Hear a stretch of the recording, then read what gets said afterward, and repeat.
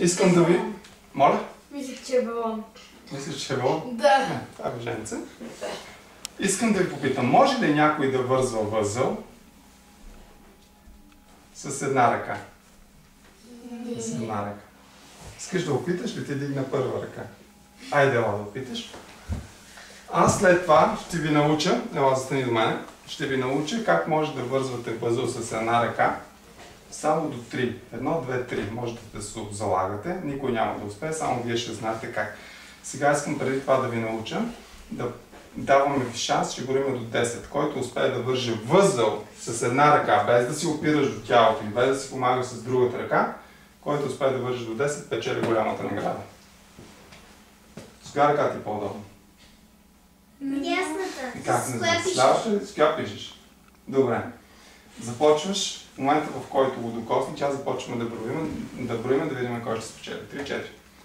1, 2, 3, 4, 5, 6, 7, 8, 9, 10, стоп! Почти успях. Я да видя. Само и тук ще да Я? го прекарам. Я да видим.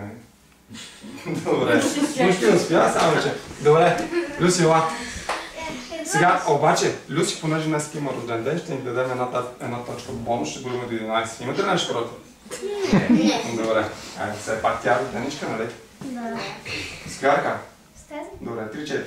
1, 2, 4, 5, 6, 7, 8, 9, 10, 11. Я да видим до къде стигна. Ами, добре, почти ти, тя почти успях, само просто трябваше да го прекара ето така и да се получи. Добре, иска ли още някой да пита ли да ви науча? Добре, айде, последно. Последни два опита, ти и ти. Добре, айде, да видим. След това ще разберете колко е лесно. Само броиме. Раз, два, три, възъл се е получил.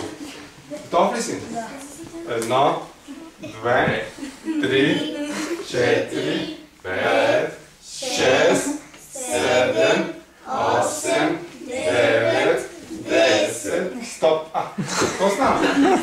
Вие прави някакъв вълшебен невидим възъл. Айде последно. Така, ти как се казваш? Бояна. Започваме. Може би ти ще спечелиш. Сега да видим. 3, 4. 1, 2, 3, 4, 5, 6, 7, 8, 9, 10, стоп. Я да видим докъде стигна. Еми ти стигна така до тук. Добре, седни сега, няма нужда повече да се измъчвате. Аз ще ви покажа бързо как се вързва възъл. Раз, два, три. И сега ще ви покажа бавно как се вързва възъл. Така. Ето, раз. Бавно. Слагате, едно въженце си намирате. Някакво въженце, горе-долу тази дължина. Всички дясната ръка си оставете по този начин си поставете дясната ръка, за да разберете какво правите. Късия край го слагате отзад, от задната страна, а предния край отпред, дългия край отпред.